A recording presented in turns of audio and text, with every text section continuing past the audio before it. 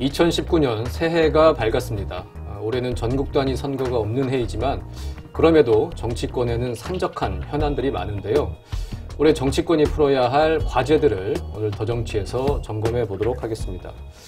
일단 가장 시급한 현안이 선거제도 개혁 문제입니다. 여야가 지금 2월 임시국회에서 처리를 하자 일단 이렇게 지난번에 합의를 했는데 선거제도 개혁 좀 어쨌든 좀 논의는 하고 있지만 이견은 여전한 것 같고 잘 될까요? 지금 어떻게 보십니까? 근데 뭐 선거법상 1년 전까지 선거구를 확정을 해야 되니까요. 네. 4월 15일까지는 어떤 식으로든지 결판을 내야 할 것 같은데요. 내년이 총선이니까요. 그렇죠. 네. 현실적으로는 이게 뭐 각 당의 이해관계가 너무 첨예하게 엇갈린 문제이기 때문에 쉽게 해결될 것 같지 않습니다.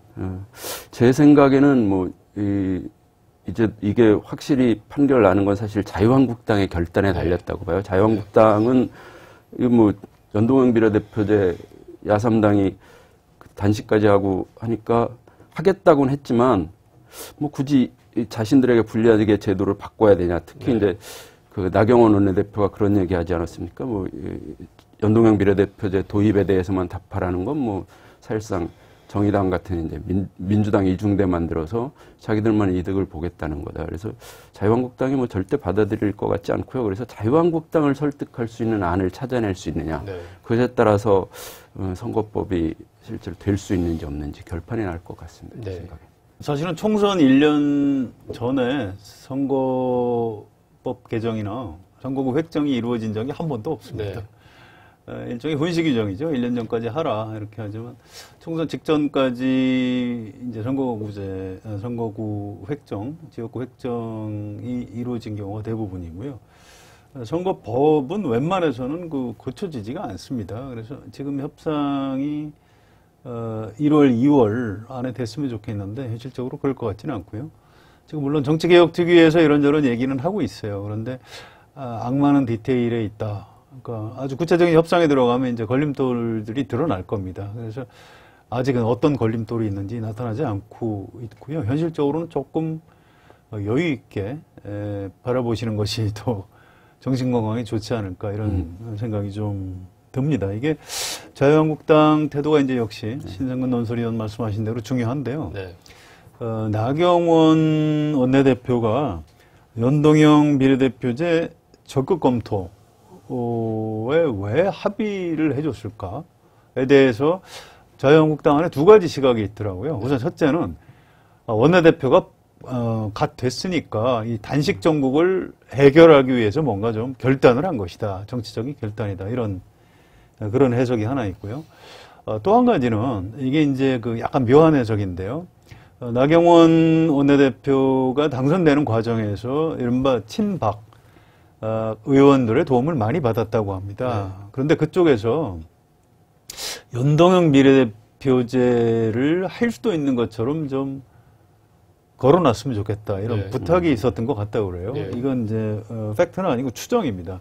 이게 왜 그러냐면 사실은 연동형 비례대표제 도입을 하면 만약의 경우 지금 자유한국당이 분열을 하더라도 친박근혜 세력이 교섭단체를 만들 수도 있다는 겁니다. 친박신당. 그렇습니다. 네. 연동형 비례대표제를 해야 오히려 그쪽 세력이 유리해진다는 거죠. 그래서 그걸 일단 좀 가능성으로는 열어놨으면 좋겠다.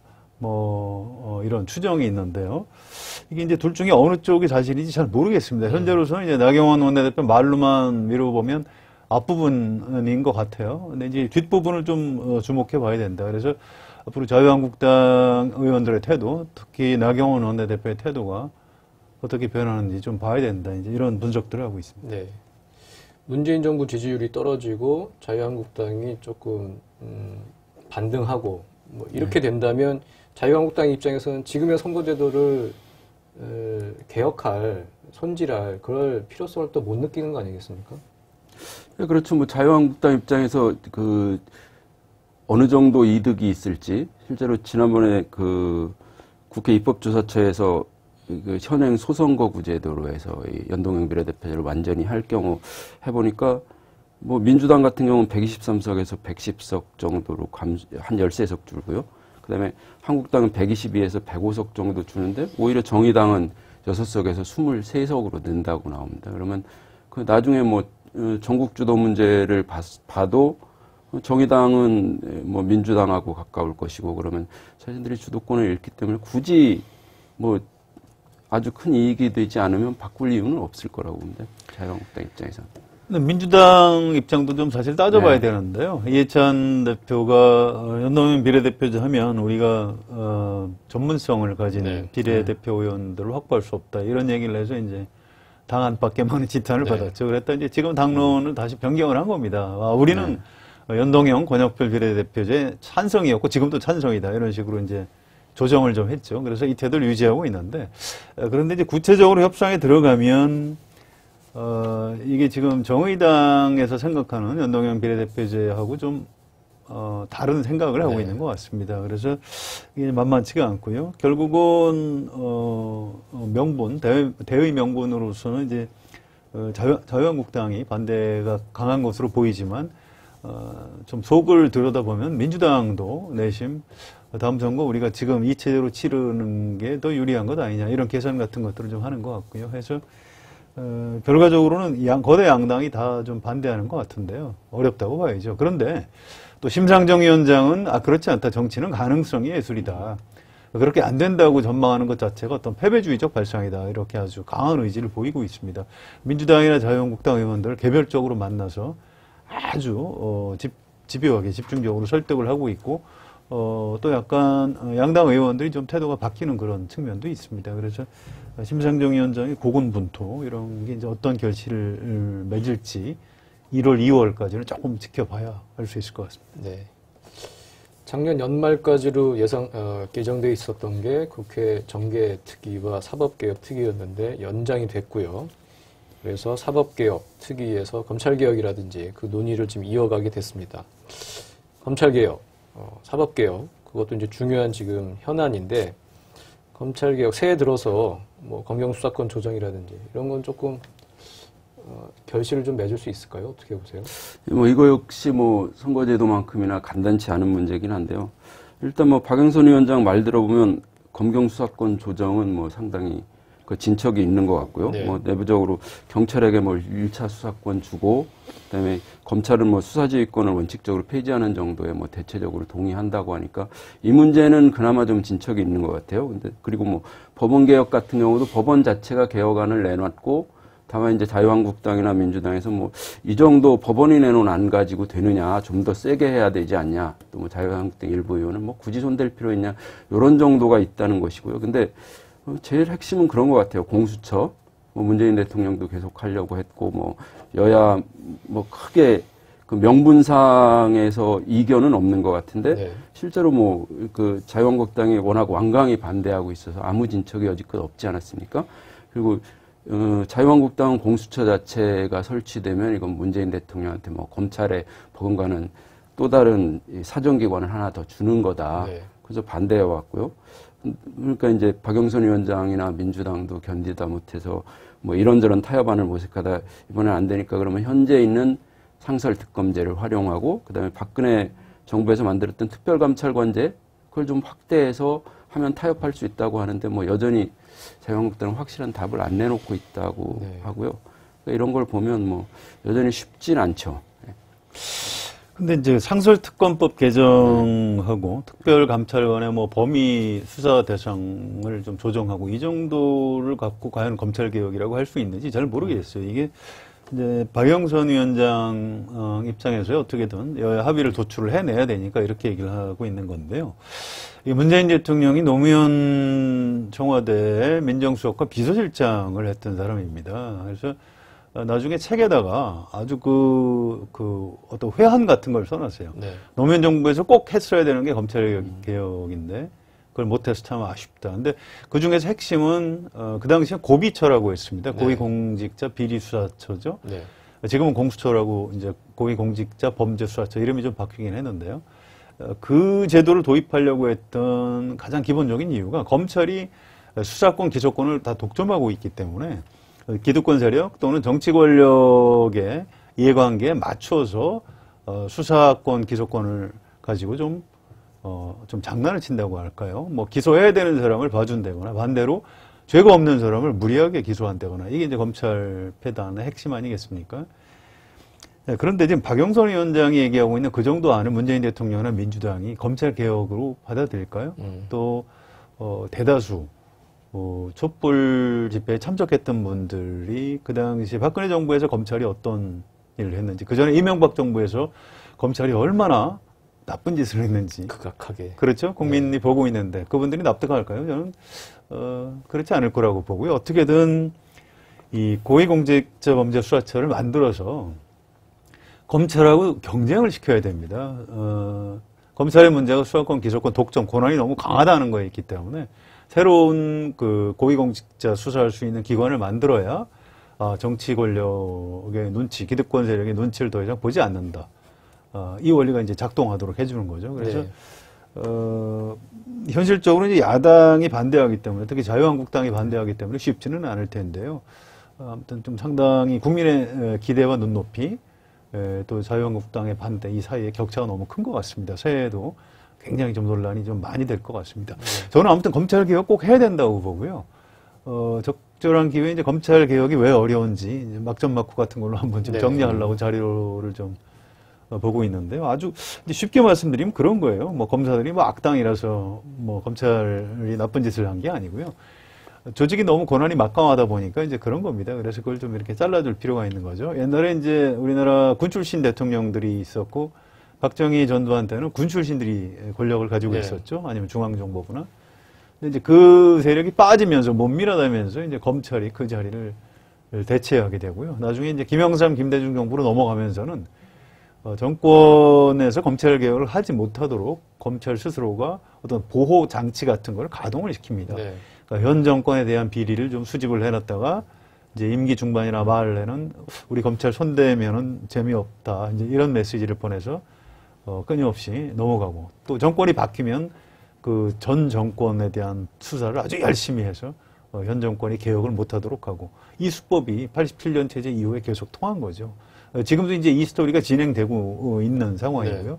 그런데 이제 다행히 문재인 대통령은 공수처 설치에 대한 의지가 상당히 강한 편입니다. 그래서 그런 그 문재인 대통령의 어떤 의지, 또 어떤 촛불혁명에 참여했던 국민의 기대, 이런 것들이 좀 기적을 만들어냈으면 좋겠다.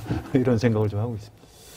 의지는 강하지만 현실은 또 어렵고요. 그렇습니다. 그래서 이게 어떤 결론, 어떤 결실을 이뤄낼지 참 쉽지가 않아 보이는데, 어쨌든 이제 그러면 화제를 좀 전환해서 자유한국당 얘기를 좀 해보도록 하겠습니다.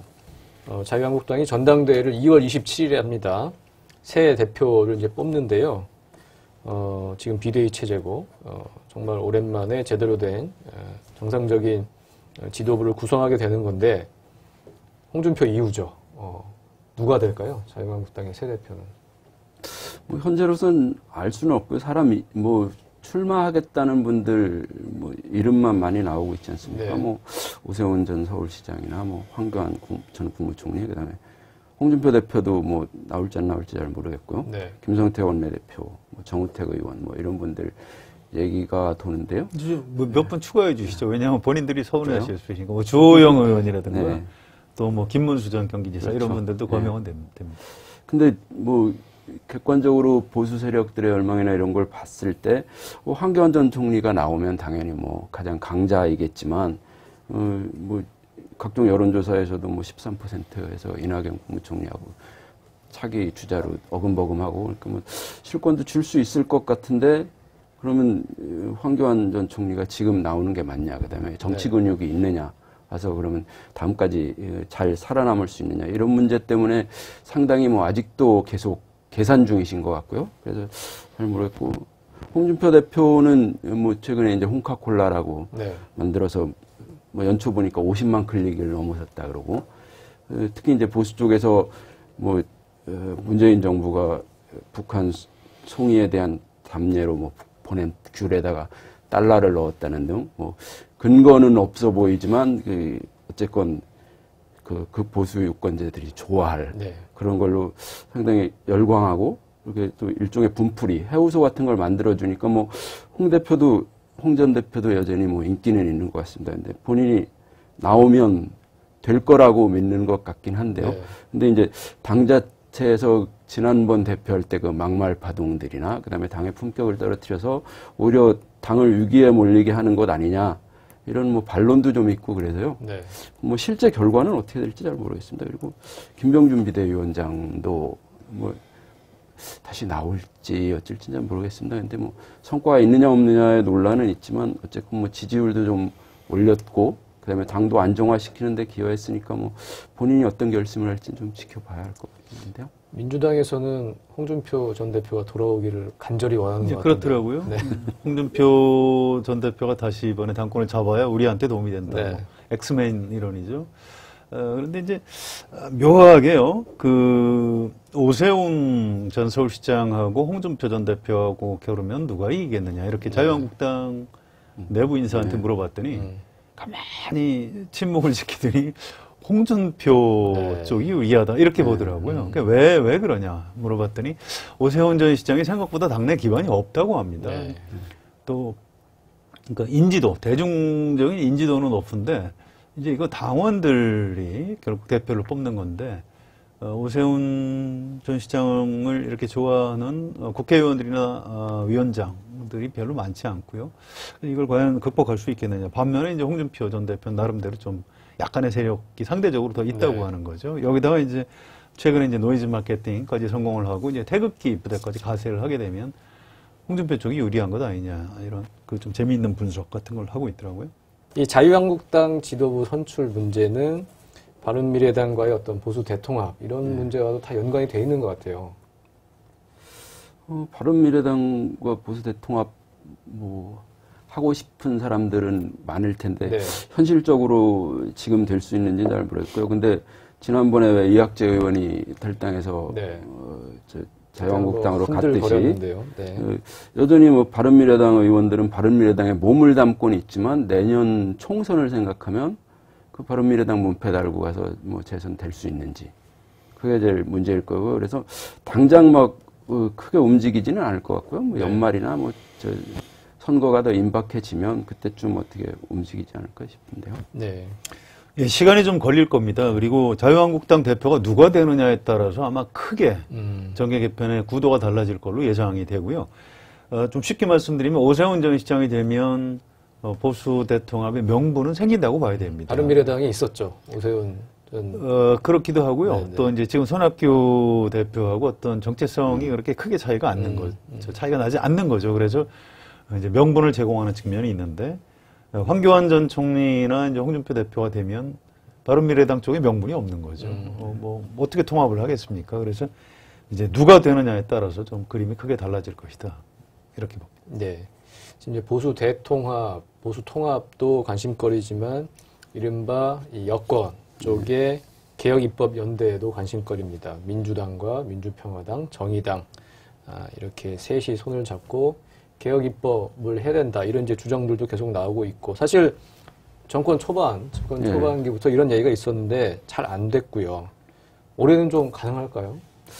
뭐 이건 역시 사안별로 그 개혁입법연대라는 게 가동될 것 같고요. 네. 근데 당장 이제 연동형 비례대표제 도입 문제가 뭐 중요하게 걸려 있고요. 또 그 지난주인가요? 송금주 의원하고 의원이 민주당의 입당 의사를 밝혔는데 그 민주당 쪽에서는 아마 가능한지 심사는 하겠다고 하더라고요. 근데 만약에 받아준다면 뭐 일시적으로는 상당한 갈등 관계가 형성될 수밖에 없고요. 평화당에서 지금 네, 그렇죠. 상당히 불편한 심기를 드러내고 그러면 있죠. 뭐 당분간은 사실 연동형 비례대표제 도입 문제라든가 이런 당내 문제들을 고려해 봤을 때 개혁입법연대가 뭐 현실적으로 뭐 지난번만큼 이렇게 잘 가동될 것 같지는 않습니다. 근데 뭐 그 사안별로 그때그때 다르게 작동하지 않을까 싶긴 합니다. 네. 그러니까 129석 여기다가 이제 민주평화당 14석, 정의당 5석까지 여기다가 민중당 하나, 무소속 한두 명 이렇게 더하면 그걸 턱걸이 과반이라고 하죠. 그래서 이걸 갖고 이제 인사와 관련한 투표를 할 때는 이게 의미가 있는데요. 네. 지금 국회 선진화법 때문에 법안은 이렇게 해봐야 아무 의미가 없습니다. 자유한국당이나 바른미래당에서 반대하면 어차피 법안은 통과가 안 되는 거죠. 그래서 그렇게 큰 비중을 두고 있는 것 같지는 않습니다. 네. 바른미래당까지 끌어들여야 이제 패스트트랙을 그렇습니다. 완성할 수 있는 이제 180석이 겨우 되는 거고요. 참 쉽지 않은 상황이고요. 네, 그리고 이제 정의당 얘기를 좀 해보겠습니다. 그러니까 1년 전 신년회에서는 노회찬 당시 원내대표가 포복절도의 해를 만들겠다 그런 얘기를 했습니다. 국민들의 배를 불리게 하고 도덕을 없애는. 네, 지금은 이제 노회찬 없는 새해를 맞이했습니다. 정의당이. 올해 가장 큰 현안은 노회찬 의원의 죽음으로 생긴 창원 성산 보궐선거. 네. 상당히 지금 큰 현안이죠. 정의당으로서는. 네, 일단 뭐 노회찬 의원 죽음이 상당히 안타깝기도 하고 정의당한테 큰 손실이긴 한데요. 그 뭐 심상정 의원이나 이정미 대표도 뭐 스타급 의원이 나름대로 있고 지금도 다른 당들은 지지율이 계속 빠지는데 지난 연말에 갤럽 조사 보니까 12%까지 오히려 한 3% 올랐더라고요. 네. 그러니까 이런 지표들은 좋고 그다음에 노회찬 의원 지역구였던 창원 성산 보선 그래도 4월 3일 날 열리는데 뭐 그동안 보통 정의당이나 이런 노동자 대표성이 강한 힘을 발휘했던 곳이니까 뭐 그렇게 나쁘진 않다고 봅니다. 근데 현재 예비 후보로 등록한 정의당의 이영국 전 경남도 의원이 있고 뭐 여영국. 여영국. 네네. 그리고 민중당에서는 손석형 전 경남도 의원이 예비 후보로 등록을 했던데요. 네. 이 두 분이 어떻게 정의당하고 민중당이 어떻게 단일화하느냐 이 문제가 상당히 민감한 문제인 것 같아요. 그래서 네. 지역 그 진보 원로들은 이제 원탁회의 같은 걸 열어서 단일화를 어쨌건 1월까지는 좀 이루어보자 이렇게 하는데 양쪽의 이해가 좀 다른 것 같아요. 네. 특히 이제 손석형 민중당 예비 후보 같은 경우는 지난번에 노회찬 의원하고 단일화 협상을 해서 한 번 물러난 적이 있기 때문에 이번에는 쉽게 양보하려고 하지 않을 것이고 뭐 단일화 방식을 두고도 정의당 쪽에서는 지역 주민들의 의견을 좀 많이 반영하려고 하고 오히려 민중당 쪽에서는 지난번에 노회찬 의원하고 했던 방식대로 뭐 민주노총 조합원 전투표 네. 이런 방식으로 하려고 하고 그래서 그런 과정에서 상당한 좀 논란이 있을 거고요. 그게 어떻게 일단 1차적으로 결말이 나느냐에 따라서 성패가 크게 갈릴 수 있을 것 같습니다. 네. 재보선이 4월 3일에 있는데요.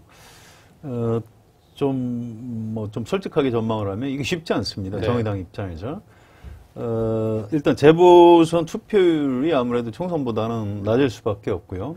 그 다음에 이제 구도가 중요하죠. 이게 20대 총선 때 득표율을 보면 새누리당의 강기훈 후보가 40%였고요. 국민의당이 8% 가져갔고, 정의당의 노회찬 후보가 51.5% 득표를 했습니다. 그래서 당선이 됐는데, 여기 지금 더불어민주당 후보 없죠? 그래서 이번에도 더불어민주당에서 후보를 내면 현실적으로 어렵다고 봐야 됩니다. 그런데 더불어민주당에서 어떻게 할지 모르겠어요. 지금 권민호 전 거제시장이 여기 지역위원장 맡고 있는데 이분이 이제 일단 출마 의사를 가지고 있고요. 그다음에 경제사회노동위원장 하는 문성현 전 민주노총 위원장이죠. 장관급입니다. 이게 더불어민주당에서 혹시 문성현 위원장을 투입하는 것 아니냐, 뭐 이런 얘기가 있는데, 물론 이거 확인된 건 아닙니다. 네. 아무튼, 중요한 건 정의당, 민중당, 또 더불어민주당까지 어떤 후보 단일화가 과연 이루어질 것인지, 이제 여기에 굉장히 중요한, 포인트가 있는 것 같고요. 이게 이제 2월이나 3월 정도에, 더불어민주당하고 정의당 이쪽에서의 어떤 소연정 내지 개혁입법연대, 이런 약간 큰 의미의 정계 개편은 아닙니다만 뭔가 중요한 정치적 협상과 이런 것들이 가능한지 이런 쪽이 좀 중요한 변수가 될 것 같다 이런 예상을 해볼 수 있을 것 같습니다. 더 높은 쪽에서의 정치 협상에 의한 그렇습니다. 이게 현장에서 어떻게 되긴 좀 어렵고요. 이 부분이 사실은 문재인 대통령, 더불어민주당 이해찬 대표 이제 이런 분들이 좀 정치력을 좀 발휘해 줘야 되는 대목이죠. 네, 참. 의석 하나임에도 불구하고 엄청난 정치적 의미가 담긴 곳이라고 봐야 될 것 같습니다. 자, 그리고 마지막으로 얘기를 안 해볼 수가 없는데 문재인 대통령 집권 이제 중반기에 접어듭니다. 상당히 좀 부침이 있었어요. 집권 중반기에 접어든 문재인 대통령. 올해 좀 전망 잘 될까요? 어떻게 보십니까? 제가 예전에 문재인 대통령이 비서실장 할 때, 노무현 정부 때 청와대 나가고 그랬는데, 뭐, 그 문재인 대통령의 진정성이나 잘하려는 의지, 이런 거를 뭐 의심하는 사람은 없을 것 같고요. 그리고 뭐, 3년 차니까 뭐, 잘해야 된다는 건 분명합니다. 네. 그러니까 여지껏 뭐, 이제 더 이상 뭐 적폐 세력 핑계를 댈 수도 없고, 그다음에 박근혜 정부 탓할 수도 없고, 이제 3년 차니까 정확히 성과는 내야 되죠. 그런데 객관적인 상황은 솔직히 쉽지 않은 것 같고요. 일단 뭐 먹고 사는 문제, 속된 말로 뭐 먹고 사는 문제인데, 이게 살림살이가 좀 나아져야 사람들이 좋다고 하는데, 뭐 일자리가 당장 생길 것 같지도 않고, 또 경제 문제가 그렇게 뭐 누가 들어온다 그래서, 아니면 누가 어떤 정책을 쓴다 그래서 단기간에 좋아질 것 같지도 않고요. 오히려 뭐 청와대 쪽 사람들을 만나보면 상반기까지는 오히려 경제가 더 나빠질 거다. 이렇게 보고, 또 어쨌건 문재인 대통령 지지율이 계속 내려가고, 그러니까 뭐 이런저런 문제도 계속 발생하고, 특히 뭐 김태우 수사관이나 신재민 전 기재부 사무관처럼 내부에서 예기치 못한 또 폭로, 일탈성 폭로도 나오고, 이런 문제들이 복합적으로 있어서 문재인 대통령이 잘하려는 의지, 성과를 내려는 의지는 분명하겠지만, 그러면 그렇게 긍정적인 결과가 나올 것이냐. 약간 회의적입니다, 조금. 네. 저는 뭐, 잘할 걸로 봅니다. 이게 문재인 대통령이 좋아하는 속담 중에 그런 게 있어요. 빨리 가려면 혼자 가고, 멀리 가려면, 천천히 가라. 이제 이런 속담을 여러 차례 인용한 적이 있는데요. 지금 문재인 대통령을 또 뭐라고 그러죠? 그 관상학이나 이런 거 하는 분들은 동물 중에 이제 소로 이렇게 분류하는 경우가 있습니다. 소의 특징이 걸음이 좀 느린 대신에 굉장히 인내심이 강하죠.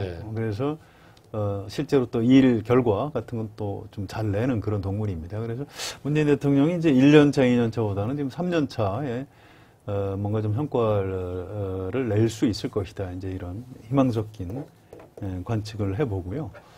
또 이제 이런 게 있을 겁니다. 문재인 대통령이 이제 얘기했던 적폐청산에 대해서 자꾸 이제 뭐 이른바 보수 세력이나 조중동 이쪽에서는 뭐 정치보복, 그러니까 박근혜 이명박의 어떤 잘못된 거를 바로 잡는 것도 정치보복인 걸로 프레임을 그렇게 짜서 적폐청산 을 하고 있다 이렇게 얘기하는데 그건 옳지 않은 분석이죠. 적폐청산은 제도개혁입니다. 그런데 제도개혁은 국회에서 입법을 해야 되고요. 입법에는 자유한국당하고 바른미래당 이런 야당이 반드시 도와줘야 할 수 있는 겁니다. 그런데 작년에 11월 초에 여야정 국정상설협의체라는 걸 가동을 시켰습니다. 물론 그 직후에 뭐 경제부총리 인사 이런 것 때문에 야당이 좀 반발을 해서 지금 약간 표류 상태인데요. 국회 실무기구도 아직 구성을 못하고 있습니다. 그런데 문재인 대통령이 또 어떻게 보면 한 정치 한다고 봐야 됩니다. 어쨌든 1년 반 정도 대통령 취임 이후에 1년 반이 지나서 그런 상당히 중요한 정치적 성과를 낸 걸 보면 올해도 이제 그런 야당과의 대화에 나서고 정치 협상을 할 가능성이 높다 이렇게 보고요. 현실적으로는 여야정 국정협의체 이런 것들을 올해 좀 활성화시키고 정착시키면서 어떤 제도 개혁이라는 어떤 적폐청산 부분에서 좀 성과를 낼 수 있지 않을까 저는 그렇게 좀 전망을 해봅니다. 네, 좀 기대와 희망과 이제 바람이 다 이제 섞인 전망이었던 것 같습니다. 네, 언제나 그렇지만 해가 바뀌니까 세월 참 빠르다는 생각이 듭니다. 올해는 문재인 정부 3년 차, 그리고 내년에는 총선, 그 다음 해엔 대선이죠. 지금으로부터 1년 뒤, 그 1년 뒤에도 좋은 세상에서 웃으며 방송할 수 있으면 좋겠습니다. 더정치 오늘은 여기까지입니다. 감사합니다.